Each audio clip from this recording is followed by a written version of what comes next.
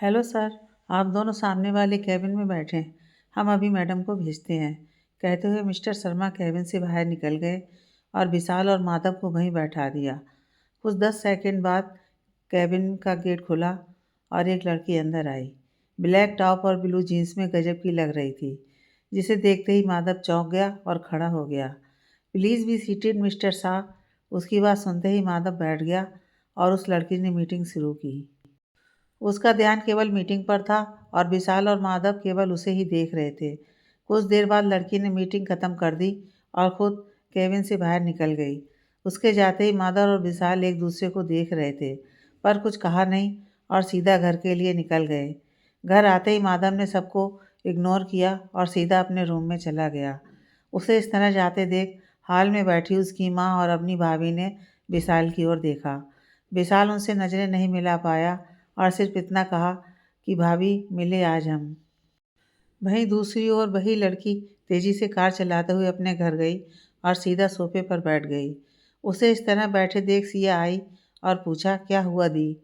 हमें वो दोनों मिले आज, कहते हुए रैना रो दी। उसकी बात सुनकर सिया की आंखों में आंसू आ गए, पर वो कुछ बोली नहीं और सीधा रैना के गले लग गई। काफ़ी टाइम तक वैसे ही रहने के बाद सिया उठी और बोली, बच्चों के स्कूल से आने का टाइम हो गया है, उठिए आप और मुंह साफ कर लें। कुछ ही समय बाद घर की बेल बजी तो सिया ने गेट खोला और अपने सामने 3 नन्हे शैतानों को देखा। उन्हें देखते ही वो उनसे गले मिल ली और उन्हें घर में ले आई। 2 प्यारी ट्विन लड़कियां और एक प्यारा सा लड़का। अनाया और आयात आते ही अपनी माँ से लिपट गए। उन्हें देखते ही रियान जोर से भागा और उन्हें धक्का देने लगा। साइड हो जाओ दोनों, मौसी मेरी हैं। बच्चों को ऐसा करते देख सिया और रैना दोनों मुस्कुरा दी। चलो उठो तीनों, दी को चेंज करने दो और तुम भी करो, सिया ने कहा। ओके माँ, कहते हुए रेयान रूम में चला गया। सिया उसे जाते हुए देख रही थी, तभी रैना बोली, बिल्कुल बिट्टू जैसा है, अपनी मासी पर अधिकार कर लिया तुरंत। उसके बोलते ही सिया रुकी, पर फिर किचन में चली गई। शाह हाउस। शाम हो गई थी पर माधव अभी तक नीचे नहीं आया, ना ही किसी की हिम्मत हुई उसे बुलाने की। शाह हाउस मिस्टर धनराज शाह का था। उनके 3 बेटे और 2 बेटियां थीं और साथ ही में उनकी पत्नी रहती थी। बड़ा बेटा विकास डॉक्टर था और मिस्टर शाह ने उसे एक अच्छा हॉस्पिटल बनवा दिया था। विकास की पत्नी अवनी और 2 बेटे यश और अक्षत थे। बीच का बेटा माधव था जो शाह होटल देखता था, वही विशाल शाह मॉल को। राखी और रक्षा दोनों मेडिकल की पढ़ाई कर रही थी। डाइनिंग टेबल पर मिस्टर शाह आए और विशाल की ओर देखा। आज व्यास जी के यहाँ मीटिंग में गए थे ना, क्या हुआ? जैसे उन्होंने बोला पूरी टेबल पर शांति हो गई और विशाल बोला, पापा डील हो गई है। Okay good. मिस्टर शाह ने मिसेस शाह की ओर देखा और कहा, लगता है आपके बेटे को घर का खाना भी नहीं पसंद है। इससे पहले कि मिसेस शाह कुछ कहती विशाल बोल पड़ा, पापा वो आज व्यास जी के यहाँ मीटिंग में भाभी मिली थी। कौन सी भाभी? मिस्टर शाह ने कहा तो सब शांत हो गए और विशाल उठकर चला गया। माधव अपने रूम में बैठे हुए रैना की तस्वीर को देख रहा था। तभी गेट पर नॉक हुआ। माधव ने गेट खोला तो सामने विशाल था। भाई खाना खा लें आप? मेरा मन नहीं है, कहते हुए माधव अपने बेड पर बैठ गया और उसके पास ही आकर विशाल भी। थोड़ी देर बाद अवनी उनके रूम में आई और खाना रखा। आप दोनों कुछ खा लें प्लीज़, अवनी बोली। भाभी ने हमें देखा ही नहीं, कहते हुए विशाल जोर से रो दिया और उसे देखकर अवनी भी रो दी। अभी तो केवल रैना ने नाराज़गी दिखाई है, अगर सिया मिल गई तो सोचते ही अवनी डर गई, पर उसने विशाल को चुप करवाया और ख़ुद दोनों को खाना खिलाने लगी। भाभी वो हमसे खूब नाराज़ हैं, माधव ने कहा। हम मना लेंगे देखना, अवनी ने कहा। विशाल, नहीं भाभी, ये पॉसिबल ही नहीं होगा, वो बदल गए हैं। अवनी, तो हम भी कहाँ पहले जैसे हैं। देखना इस बार ना दोनों को खूब प्यार करेंगे तो वो कहीं नहीं जाएंगी। यस भाभी, माधव और विशाल बोले। अवनी ने उन दोनों को समझाया पर उसे पता था कि ये इतना आसान नहीं है। अवनी अपने रूम में आई तो विकास काम कर रहा था। अवनी को देखते ही वो बोल पड़ा, अपने पापों को मिटाने की प्लानिंग कर ली तीनों ने, या अभी भी कुछ रह गया है करना उनके खिलाफ? यह सब सुनकर अवनी कुछ नहीं बोली, पर उसकी आंखें नम हो गईं।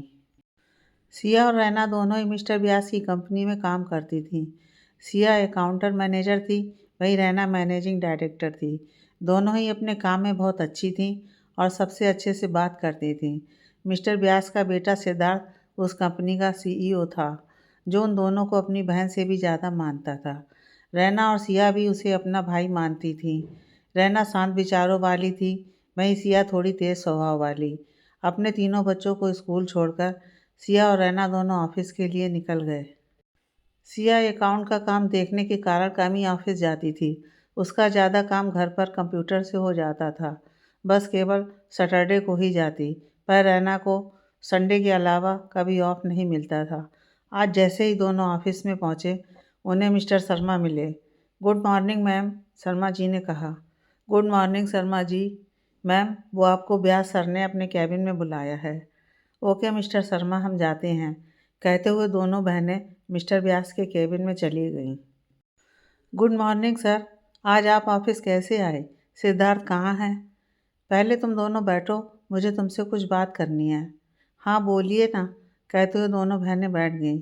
मिस्टर व्यास ने कहा, आज सिद्धार्थ के लिए एक रिश्ता आया है, इसीलिए वह आज ऑफिस नहीं आया। आज शाम को ही लड़की वाले हमारे घर पर आने वाले हैं, इसलिए तुम दोनों उन तीनों नटखट के साथ आज शाम को डिनर मेरे घर पर ही करना। पर सर, हम कैसे? कहते हुए रैना खड़ी हुई। अरे तुम दोनों तनु से कम थोड़ी हो मेरे लिए, मेरी बेटी जैसी हो और सिद्धार्थ की बहन हो, इसलिए तुम्हें आना ही होगा। और वैसे ही तुम्हारी आंटी से ज़्यादा काम नहीं होता और राशि अभी ज़्यादा वर्कलोड नहीं ले सकती है, तो इसलिए तुम दोनों आज थोड़ी जिम्मेदार बेटियों की तरह जल्दी से घर आ जाना। ठीक है?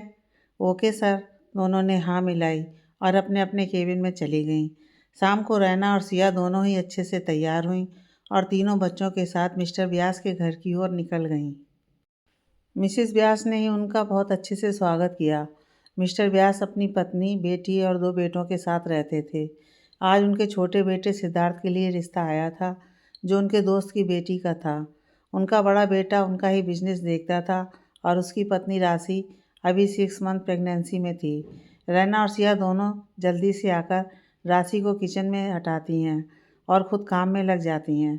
थोड़ी ही देर में घर के बाहर गाड़ी की आवाज़ आती है, जिसमें से लड़की वाले निकलते हैं और आकर डाइनिंग एरिया में बैठ जाते हैं। लड़की का पूरा परिवार सिद्धार्थ के यहाँ आया था। काम करने वाली शगुन आंटी ने जल्दी से आकर सिया और रैना को पानी देने के लिए कहा। रैना और सिया पानी शगुन आंटी के साथ भेजने के बाद चाय और नाश्ता की प्लेट को हॉल में ले जाने लगीं। तभी अचानक रैना की नज़र सामने बैठे माधव पर पड़ी और उसे यह समझते बिल्कुल देरी न लगी कि यह रिश्ता रक्षा का था। उसने अपने कदमों को रोकने की बहुत कोशिश की, लेकिन रोक न सकी। उसे देखते ही मिस्टर शाह का पूरा परिवार एक बार को चौंक गया, पर मिस्टर व्यास के परिवार के सामने सबने चुप रहना ही सही समझा। विशाल हाथ में प्लेट ली हुई सिया को एकटक देखा जा रहा था और ये बात सिद्धार्थ ने सबसे पहले नोटिस की और मन ही मन सोचने लगा, कैसा इंसान है, लड़की देखी नहीं कि वह घूरना शुरू हो गया। ये भी नहीं सोचता कि अपनी बहन के रिश्ते के लिए आया है। इसके बाद सिया और रैना सबको नाश्ता देती हैं और सबको बातें करते हुए छोड़ किचन की ओर चली जाती हैं, क्योंकि उन दोनों के आंसू और उनका साथ नहीं दे रहे थे। उनके जाते ही मिसेस शाह ने मिसेस व्यास से कहा कि अब तो आपके घर में भी खुशखबरी आने वाली है, तो आपको बहुत बधाई हो। बच्चे का काम बहुत ही ज़्यादा होता है, पूरे दिन उनके आगे पीछे रहना होता है, कहते हुए मिसेस शाह ने राशि की ओर देखा। उनके देखते ही राशि ने ही कहा, अरे नहीं, मेरे तो पहले से ही 3 प्यारे प्यारे बच्चे हैं, आप मिलना चाहेंगे उनसे? तो मिसेस शाह ने उन्हें आश्चर्य से देखकर कहा, कहाँ? शिखर ने तो बताया था कि यह तुम्हारी पहली डिलीवरी है। अरे हाँ, डिलीवरी तो मेरी पहली है, पर इससे पहले हमारे घर में 3 प्यारे प्यारे मेहमान ऑलरेडी हैं। आंटी देखिए, मैं लाती हूँ। और ये कहते हुए मैं आयु, अनु और रेयान को सबके बीच ले आई। उन तीनों बच्चों को देखते ही सब बहुत सरप्राइज़ हुए, क्योंकि तीनों ही बच्चे बहुत ही प्यारे लग रहे थे। आयु और अनु ने बिल्कुल एक जैसी बार्बी की जैसी फ्रॉक पहनी थी, जबकि रे प्यारा सा जीन्स टी शर्ट पहने हुए था। बच्चों ने सबको हेलो कहा और मिस्टर व्यास के पास बैठ गए। इसके बाद मिसेस व्यास ने बताया कि ये दोनों बच्चियां रैना की हैं और रे सिया का बेटा है। तीनों ही 5 साल के हैं और उनके जिगर के टुकड़े हैं। मिसेस व्यास की बातें सुनकर सब और भी ज़्यादा शौक रह गए, क्योंकि अपने प्यारे प्यारे बच्चों को किसी दूसरे के आगे इस तरह देखकर उनकी आंखें भर आईं। विशाल का मन किया कि वह भाग कर जाए और उन तीनों को अपने पास बैठा ले, जो कब से मिस्टर व्यास और सिद्धार्थ के बीच बैठकर उनसे प्यारी प्यारी शैतानियाँ कर रहे थे। अनु और रे सबसे ज़्यादा बदमाशी कर रहे थे, जबकि आयु शांति से बैठी थी और उन दोनों को भी चुप करवा रही थी। यह देखकर माधव को तुरंत ही रैना की याद आ गई कि वह कैसे विशाल और सिया को लड़ते हुए पल भर में चुप करवा लेती थी, पर उन सब में से किसी की हिम्मत नहीं हुई थी कि वह उठकर बच्चों के पास जा सकें। मिस्टर शाह और मिस्टर व्यास आपस में कुछ बातें की और सिद्धार्थ और रक्षा को भी कुछ समय के लिए बात करने दिया। इतने समय में रैना और सिया दोनों में से कोई भी किचन से बाहर नहीं आई, बल्कि सर्वेंट के साथ ही खाना और सब कुछ डाइनिंग टेबल पर लगवा दिया। मिस्टर व्यास और मिस्टर शाह दोनों ही इस बात को अच्छे से समझ रहे थे कि वह दोनों बाहर क्यों नहीं आ रही हैं। वहीं दूसरी ओर सिद्धार्थ आयु को, तनु यानी सिद्धार्थ की बहन रेहान को और राशि अनु को प्यार से बैठकर खाना खिला रही थी। उन्हें इस तरह करते देख माधव, विशाल और अवनी तीनों ही बहुत जलन फील कर रहे थे, क्योंकि उन्हें उन तीनों के साथ टाइम स्पेंड करना था, पर बच्चे उन तीनों की ओर देख भी नहीं रहे थे, क्योंकि वह सब लोग उनके लिए अजनबी थे और रैना और सिया ने उन्हें अजनबियों से बात करने को मना किया था। सब लोग खाना खाने के बाद अपने अपने घर की ओर चले गए। माधव और विशाल की नज़रें अभी भी रैना और सिया को ढूंढ रही थीं, पर दोनों में से कोई भी बाहर नहीं आया। वहीं मिसेस शाह और रक्षा एक बारी को उनसे बातें करना चाहती थीं, पर समय ही नहीं मिला। सब लोग घर पहुंच गए और अपने अपने कमरों में चले गए। पूरे रास्ते में किसी ने किसी भी तरह की बात नहीं की। इसके बाद जैसे अपनी चेंज कर अपने कमरे में आई थी, विकास की ओर देखा और कहा, काश वह सब नहीं होता तो आज अनु और आयु हमारे साथ होते और मैं उन्हें इतना प्यार करती। मेरी दोनों बेटियां आज इतनी प्यारी लग रही थीं। विकास। ये सब देखते हुए विकास जोर से चिल्लाया, शर्म नहीं आती तुम्हें इस तरह की बातें करते हुए? और कितने तरह के नाटक कर देती हो तुम। मेरी बेटियां? कौन सी बेटियां? उन बेटियों की माँ के साथ तुमने क्या किया था, ये शायद तुम भूल नहीं सकते हो, और अगर भूल भी जाओ तो मैं तुम्हें नहीं भूलने दूंगा। ये कहते हुए विकास रूम से बाहर चला गया। उसके जाते ही अपनी जोर से रो दी और बेड पर लेट गई। अपनी के सोते उसे 6 साल पहले की वह सभी बातें याद आने लगीं। यार अभी नहीं भाभी, पापा को बोलिए ना, मुझे नहीं करनी है ये शादी। हम लोग यहाँ शादी देखने आए थे, ना कि शादी करने। ये क्या मतलब हुआ? पापा हर जगह सिर्फ अपनी मनमानी क्यों करेंगे? ये क्या शर्त है कि मैं ये शादी करूँ, वरना पापा मेरी पढ़ाई छुड़ा देंगे। अभी मैं केवल 21 साल का हूँ। गवर्नमेंट ने 21 साल के बच्चों को शादी करने की परमिशन दे दी है। इसका मतलब ये नहीं है कि पापा हर समय अपनी मनमानी चलाएंगे। मुझे नहीं करनी है ये शादी। ये कहते हुए माधव बेड पर जोर से बैठ गया। उसके बैठते ही अवनी तुरंत उठी और कहा, देखो पापा जी के आगे मैं कुछ नहीं कर सकती हूँ, पर हाँ, अगर पापा जी ने कुछ बोला है तो सोच समझ कर ही बोला होगा। पर मुझे ये समझ नहीं आ रहा है कि पापा जी हमें ये कहकर लाए थे कि उनकी फ्रेंड की बेटी की शादी है, और यहाँ आकर अचानक तुम्हारी शादी की बात हो गई, जबकि एक दिन में ये तो अच्छी बात नहीं है। पर फिर भी मैं उनसे बात करूँगी। ये कहते हुए अपने रूम से बाहर चली गई।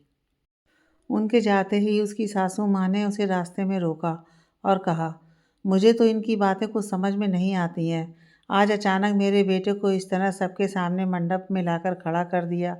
ये किस तरह की जिद हुई कि शादी करो, वह भी आज के आज। अरे आज सुबह ही तो हम आए हैं शहर में। छोटा सा शहर है और ना जाने लड़की कैसी है, कुछ जानते भी नहीं, माँ बाप भी नहीं है, और ऐसे अचानक से शादी। चाचा चाची हैं केवल, क्या पता लड़की में कोई बुराई हो। समझ ही नहीं रहे मेरी बात को। तुम और विकास बात करो ना उनसे। ओके मम्मी जी, देखते हैं, कहते हुए अवनी वहाँ से गई और जाकर विशाल से बात की। विशाल ने कहा, भाभी पापा किसी की नहीं मानेंगे। अब मैं इससे ज़्यादा कुछ नहीं कर सकता हूँ, क्योंकि पापा ने कहा है कि अगर माधव ने मना किया तो वह मेरी शादी रैना के साथ करवा देंगे। और ये कहते हुए विशाल रूम से चला गया। जब अवनी को किसी तरह की उम्मीद नहीं दिखी तो वह चुप हो गई, और कुछ ही समय बाद माधव और रैना की शादी हो गई और रैना उन सबके साथ अहमदाबाद आ गई। रैना गुजरात के एक छोटे से गांव की लड़की थी, माँ पिता नहीं थे और मिस्टर शाह के दोस्त की बेटी थी। रैना के पापा की डेथ हो जाने के बाद चाचा चाची ने उसकी सारी संपत्ति को बेच दिया था और रैना को भी किसी शराबी और गंदे आदमी के साथ रखने का पूरा सोच लिया था। इसके बाद मिस्टर शाह को जब ये पता चला तो उन्होंने तुरंत ही रैना को अपने घर लाने की सोची, पर उसके चाचा ने कहा कि वे रैना को ऐसे नहीं ले जा सकते हैं क्योंकि उनका रैना के साथ कोई रिश्ता नहीं है। तो तुरंत ही मिस्टर शाह ने कहा कि वह सुबह बारात लेकर आ रहे हैं अपने बेटे माधव की और रैना को अपनी बहू बनाकर घर ले जाएंगे। उन्हें यह नहीं पता था कि यह उनके जीवन की शायद सबसे बड़ी गलती साबित होने वाली थी। मिस्टर शाह रैना को अपनी बहू बनाकर घर तो ले आए थे, पर उन्हें पता था कि माधव और घर के सभी बाकी सदस्य इस बात के लिए कभी खुश नहीं होंगे। इसलिए उन्होंने रैना और माधव को कुछ समय देने का सोचा और अभी वैसे भी रैना केवल 19 साल की थी, इसलिए उसे घर गृहस्थी में उलझाना उन्हें सही नहीं लगा। उन्होंने सोचा कि रैना को माधव और विशाल के कॉलेज में ही एडमिशन दिला दिया जाए और पढ़ने दिया जाए। वहीं दूसरी तरफ माधव पूरी तरह से तैयार था कि वह रैना को परेशान कर सके, जिससे रैना घर छोड़कर अपने आप ही चली जाए। घर आने के बाद मिसेस शाह ने मिस्टर शाह से बात की और पूछा कि इतनी जल्दीबाजी में शादी करने का क्या मतलब है। तो मिस्टर शाह ने उन्हें पूरी बात बताई और कहा कि अगर भविष्य में कभी माधव और रैना एक साथ नहीं रहना चाहेंगे तो वह खुद उसका डिवोर्स करवा देंगे और रैना की दूसरी शादी भी। पर अभी रैना को सुरक्षित रखने का केवल एक ही जरिया था उनके पास। यह सब सुनकर मिसेस शाह भी रैना को अपनाने के लिए तैयार हो गईं, पर मिस्टर शाह ने उनसे कहा कि यह बात बच्चों को ना पता चले, क्योंकि अगर उन्होंने रैना को कुछ भी सच बताया तो वह यहाँ नहीं रहेगी। मुझे पता है मेरे दोस्त की बेटी मेरे दोस्त की तरह ही खुददार है, तो ये बात हमें घर में सबसे छुपानी होगी, अवनी से भी, क्योंकि वह अपने दोनों देवरों से सबसे ज़्यादा प्यार करती है और उन्हें कुछ बताए बिना नहीं रहेगी। वहीं दूसरी तरफ रैना नए घर और नए माहौल में अपने आप को एकदम अकेला महसूस कर रही थी, क्योंकि यहाँ उसकी हम उम्र कोई नहीं था, केवल रक्षा थी जो उससे 4 साल छोटी थी। वहीं राखी उससे 6 साल छोटी थी और अपने भाइयों के कारण वह दोनों भी उससे बात नहीं कर रही थीं। सभी को घर आए हुए 5 से 6 दिन हो गए थे और इन दोनों में विशाल और माधव ने घर पर अवनी के अलावा किसी से भी बात नहीं की थी। वहीं रैना केवल रूम में ही रहती थी। धीरे धीरे मिसेस शाह उससे बातें करने लगीं। ये विशाल और माधव को बिल्कुल पसंद नहीं आया। वे अपनी माँ और पापा से बहुत नाराज़ थे। तभी अचानक एक दिन खाने की टेबल पर जब सब लोग एक साथ बैठे थे तो मिस्टर शाह ने कहा कि कल से रैना विशाल और माधव के कॉलेज में जाएगी। उसका 12वां पूरा हो चुका है और अब वह कॉलेज के फर्स्ट ईयर में जाने वाली थी। वहीं विशाल और माधव कॉलेज के आखिरी साल में थे।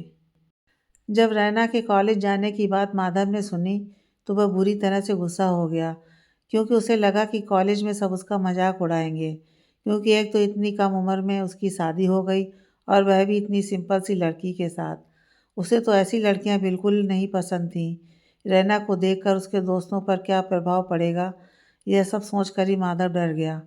पापा, आप इसे बेशक कॉलेज भेज दें, पर यह वहाँ मेरी पत्नी बनकर बिल्कुल भी नहीं जाएगी। आप इसे अपनी कोई दूर की रिश्तेदार बता दीजिएगा, माधव बोला।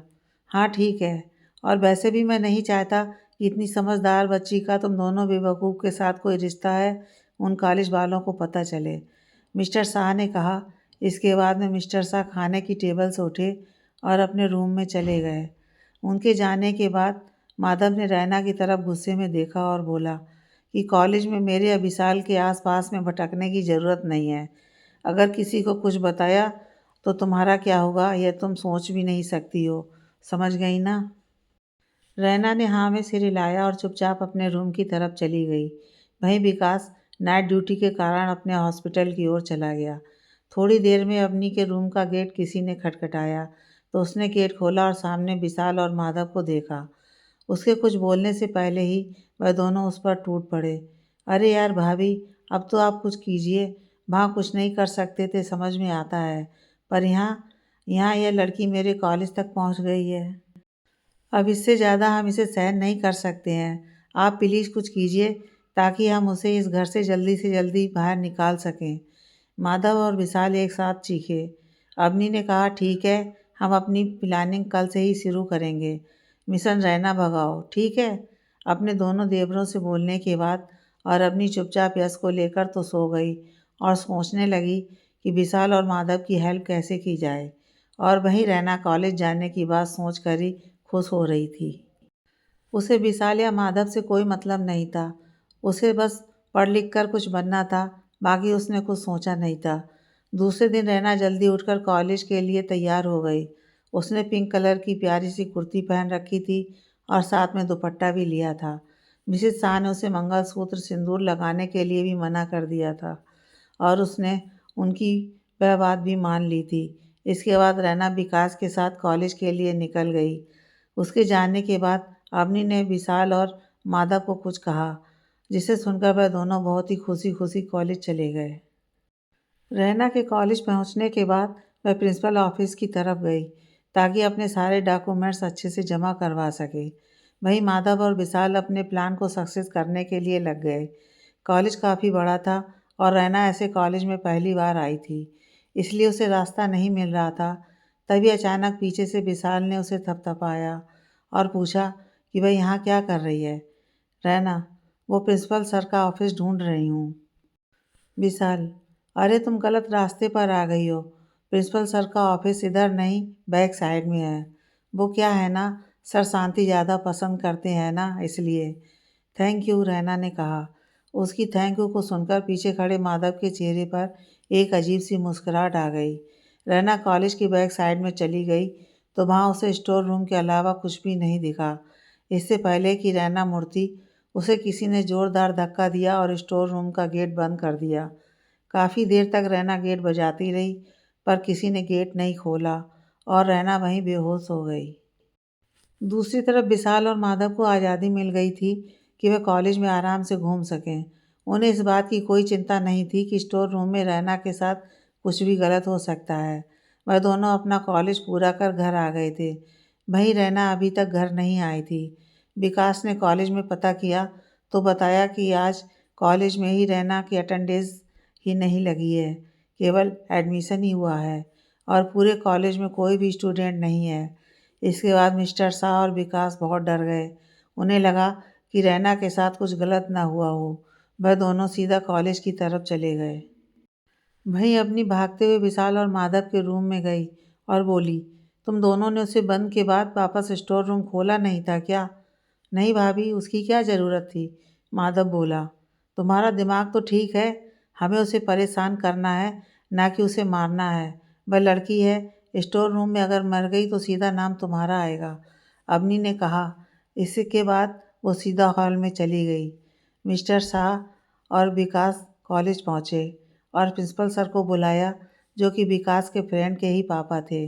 उन्होंने सीसीटीवी को चेक करवाया, जिसमें साफ पता चल रहा था कि रैना स्टोर रूम की तरफ जा रही है। बाकी के 2 फ्लोर के कैमरे पूरी तरह से खराब थे, जिससे विशाल और माधव बच गए थे। विकास स्टोर रूम की तरफ गया तो उसने रैना को बेहोश पाया। वह उसे जल्दी से उठाकर अपनी गाड़ी में ले आया और सीधा हॉस्पिटल की ओर गाड़ी घुमा दी। विकास के हॉस्पिटल में रैना को 2 दिन के लिए रखा गया। इसके बाद रैना घर आ गई, पर मिस्टर शाह को यह सब पता लग गया कि यह कारनामा किसने किया है। उन्होंने मिसेस शाह से इस बारे में बात भी की, पर उन्होंने दोनों बच्चों के खिलाफ कुछ भी करने को मना कर दिया। और इसके बाद तो विशाल और माधव को खुली छूट मिल गई थी कि वे रैना को परेशान कर सकें, और इसका उन्होंने भरपूर फ़ायदा उठाया। उन्होंने 4 महीने तक रैना को हर तरह से परेशान किया, कभी उसके असाइनमेंट को गायब करके, तो कभी मंथली टेस्ट के दौरान उसकी कॉपी के बीच में चीटिंग स्लिप रख कर। घर पर भी अपनी उसके बनाए खाने में कुछ ना कुछ मिला देती या उसके कपड़ों को बिगाड़ देती, जिससे वह विशाल और माधव की मदद कर सके। रैना को इन सब का पता होते हुए भी उसने कुछ नहीं कहा, क्योंकि उसे पता था कि वह इन सब हरकतों से इतनी परेशान नहीं होगी जितना कि इस घर को छोड़कर जाने के बाद हो। पापा, मुझे आपसे कुछ बात करनी है, रैना ने मिस्टर शाह को कहा। हाँ बोलो बेटा, वैसे भी तुम कुछ बोलती ही कहाँ हो। मिस्टर शाह को लगा कि रैना विशाल और माधव की शिकायत अब तो पक्का ही करेगी। पापा, वो मेरी एक दोस्त है जो मेरे साथ संभव अनाथालय में रहती थी और अभी उसके भी एग्ज़ाम है और उसके एग्ज़ाम यहीं इसी यूनिवर्सिटी में लगेंगे। तो क्या वह कुछ दिनों के लिए मेरे साथ रह सकती है? रैना ने कहा। मिस्टर शाह की सोच पर एक बार फिर से विराम लग गया, क्योंकि रैना ने पूरी बात ही बदल दी थी। उन्होंने सोचा कि अगर वह रैना के दोस्त को यहाँ रहने देंगे तो उसका मन लगा रहेगा और वह खुश भी होगी। यह सोचकर उन्होंने रैना को हाँ कर दी और रैना इस बात से बहुत खुश हुई। रैना की यह खुशी उसके चेहरे से साफ झलक रही थी और यह बात माधव ने खाने की टेबल पर सबसे पहले नोटिस की। सबके जाने के बाद माधव ने अवनी से पूछा कि इसे क्या हुआ है, आज बहुत चहक रही है। तो अवनी ने विशाल और माधव को बताया कि इसकी कोई दोस्त आ रही है और कुछ महीनों तक हमारे साथ रहने वाली है। ये सुनकर विशाल और माधव दोनों हैरान हो गए, क्योंकि उन्हें अब रैना को परेशान करने में थोड़ी दिक्कत आ सकती है। खैर वो दिन आ ही गया जब सिया रैना के साथ उसके घर में रहने आ गई। रैना सिया के आने के बाद बहुत खुश थी।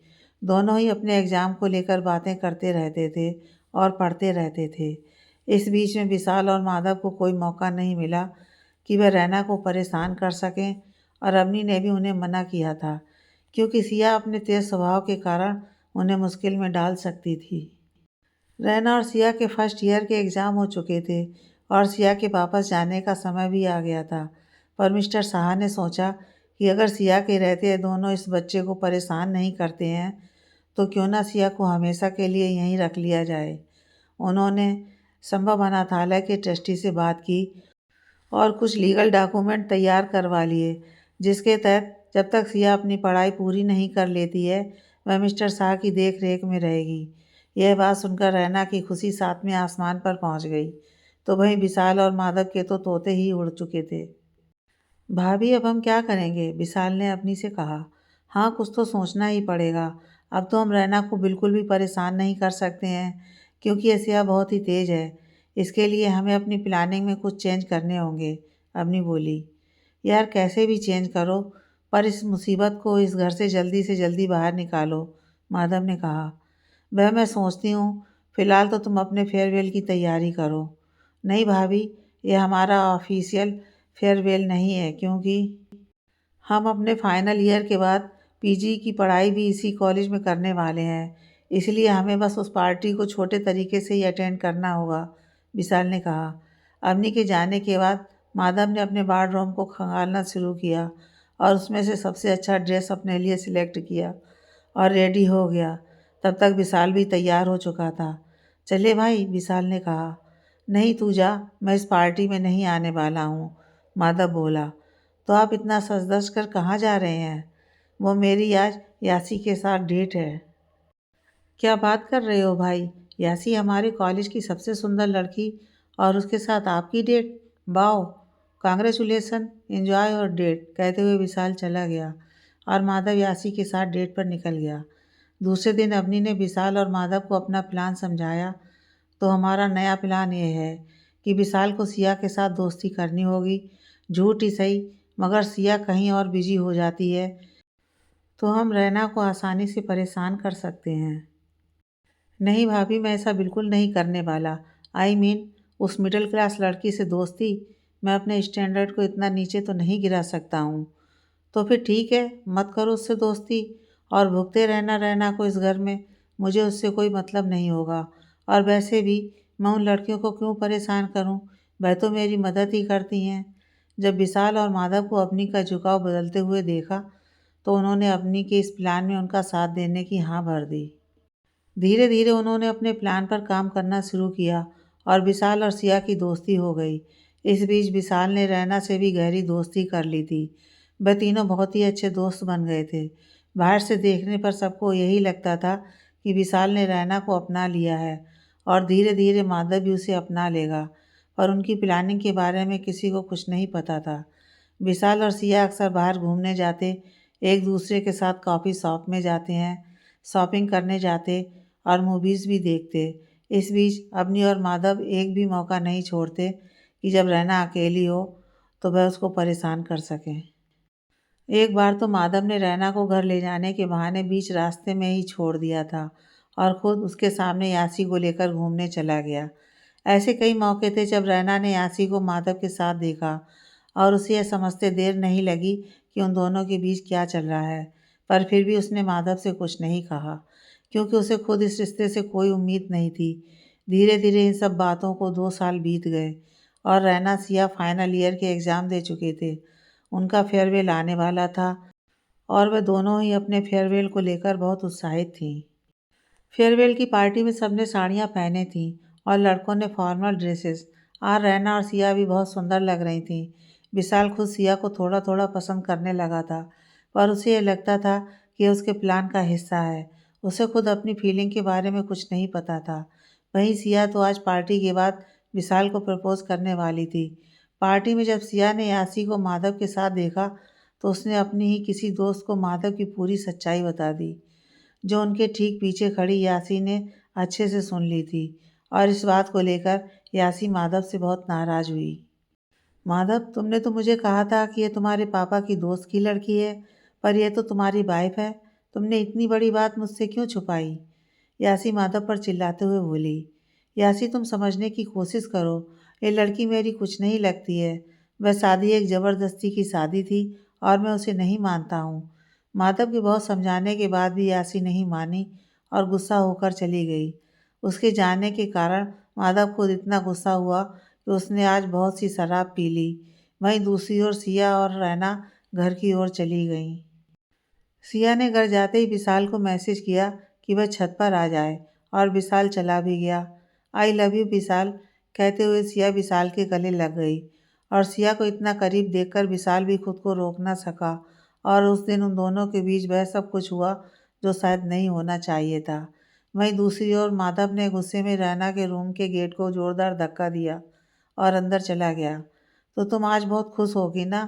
पहले मेरे पापा को अपने अंडर में किया, फिर मम्मा को, और अब यासी को भी मुझसे दूर कर दिया। शराब के नशे में माधव रैना से खूब लड़े जा रहा था, पर रैना को बस इतना चाहिए था कि वह कैसे भी करके माधव को उसके रूम तक ले जाए। पर माधव बिल्कुल भी तैयार ना हुआ। वह रैना से बहुत समय तक बहस करता रहा। उसके हाथ में शराब की बोतल थी। जब रैना से वह काबू में नहीं आया तो उसने गुस्से में आकर पूरी शराब की बोतल पी ली। दोनों के दोनों ही खूब नशे में थे और एक दूसरे के कब हुए उन्हें पता ही नहीं चला। ये रात इन चारों की जिंदगी को पूरी तरह बदलने वाली थी। सबसे सुहानी रात बीत चुकी थी और एक नई सुबह अपने नए आगाज के साथ इन चारों की ज़िंदगी में आ चुकी थी। जहाँ सिया सुबह जल्दी उठकर छत से अपने रूम में आती है तो देखती है कि रूम अंदर से लॉक है। इस वजह से वह रैना को परेशान नहीं करना चाहती है और बाहर गार्डन में चली जाती है। विशाल अभी भी छत पर ही रहता है और यही सोचता है कि कहीं कल उसने कुछ गलत तो नहीं किया।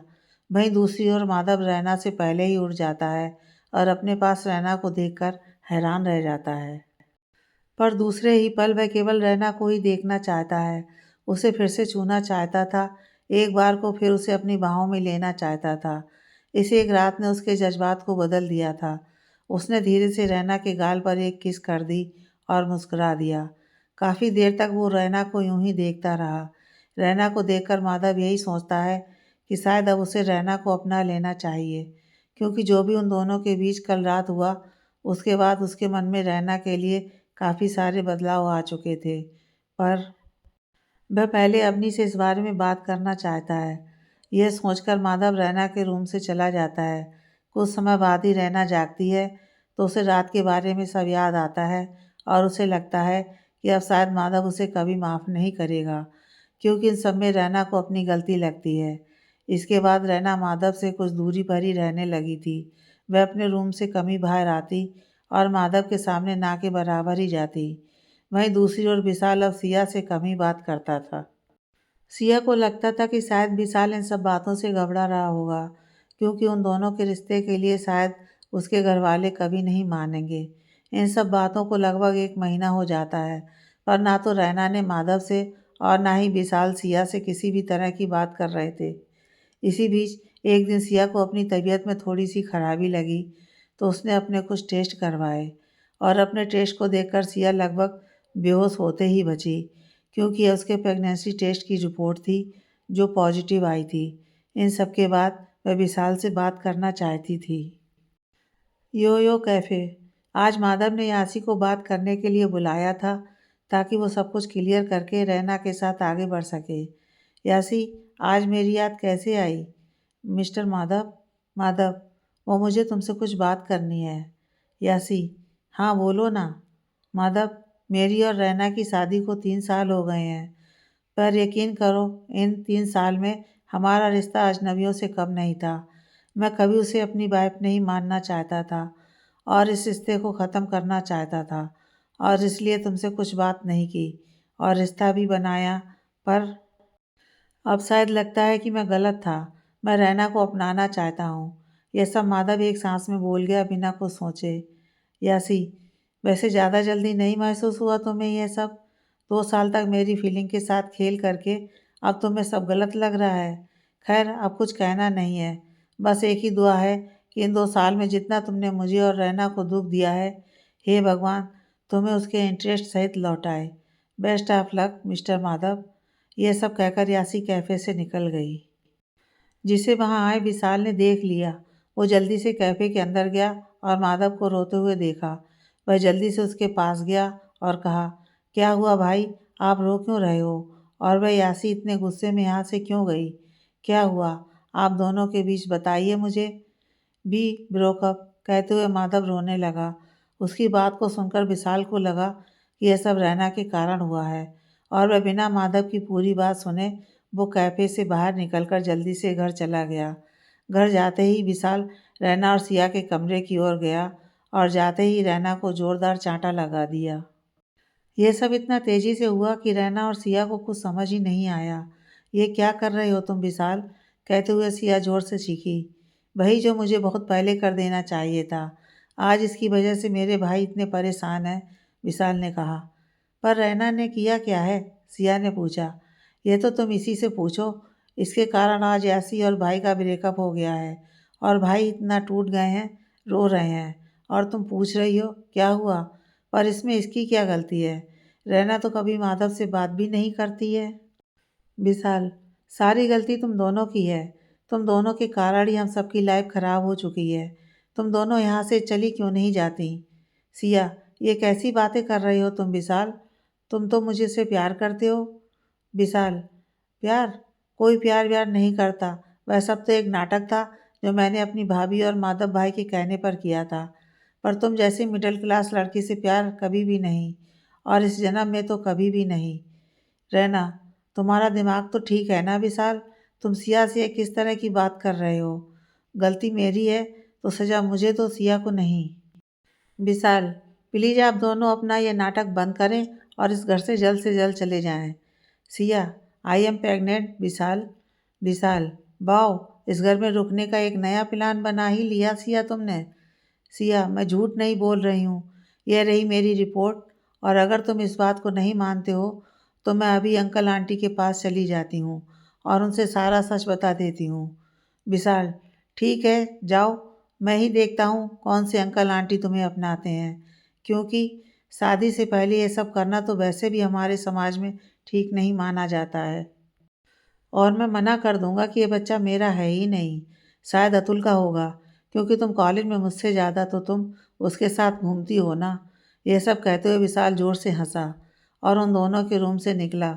निकलते निकलते एक बार फिर मुड़ा और कहा, 1 घंटे, 1 घंटे के अंदर तुम दोनों की शक्ल इस घर में नहीं दिखनी चाहिए, ठीक है? कभी कभी गुस्से में हम अपनी सारी हदों को भूल जाते हैं, और यही शायद आज विशाल ने किया था।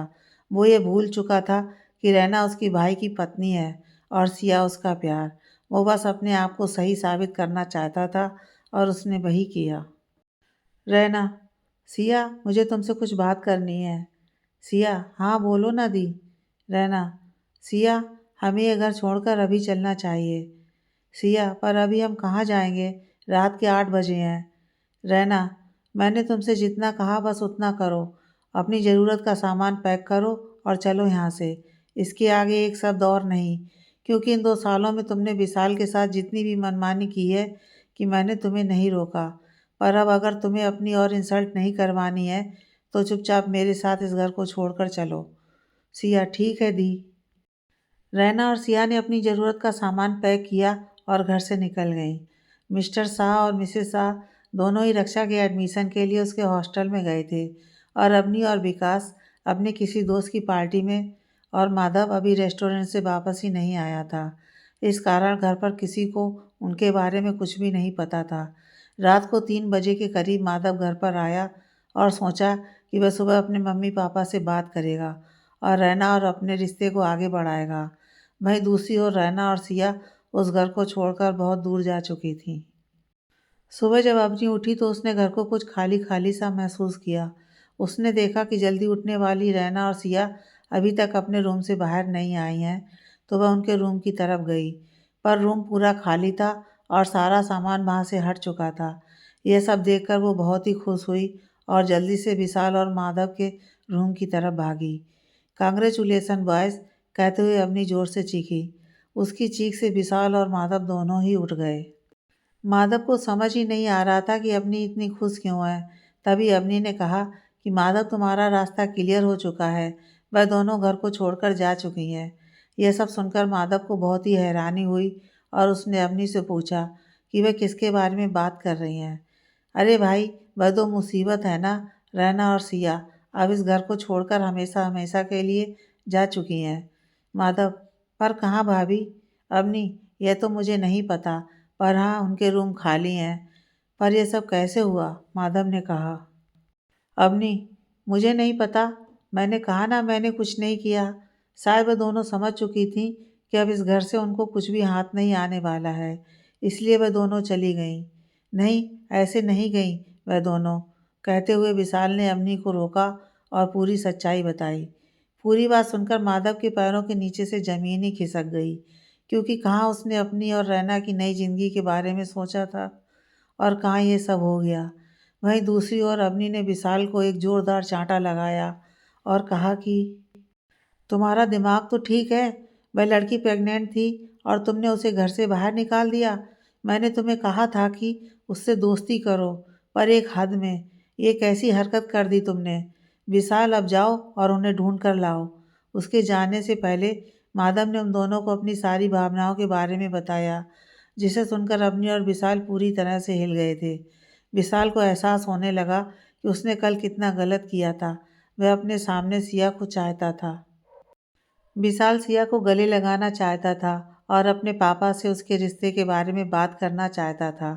उसे चाहिए था कि कैसे भी सिया बस उसके सामने आ जाए, वह उससे माफ़ी मांग लेगा। पर शायद अब उन दोनों ने ही काफ़ी देर कर दी थी। अब उनके हाथ कुछ नहीं लगने वाला था। वहीं दूसरी ओर विकास जल्दी से घर आया और अवनी को आवाज़ दी। अवनी नीचे हाल की तरफ गई और विकास से पूछा कि वह इतना शोर क्यों कर रहा है। तो विकास ने उसे अपनी गोद में उठा लिया और ज़ोर ज़ोर से घुमाने लगा।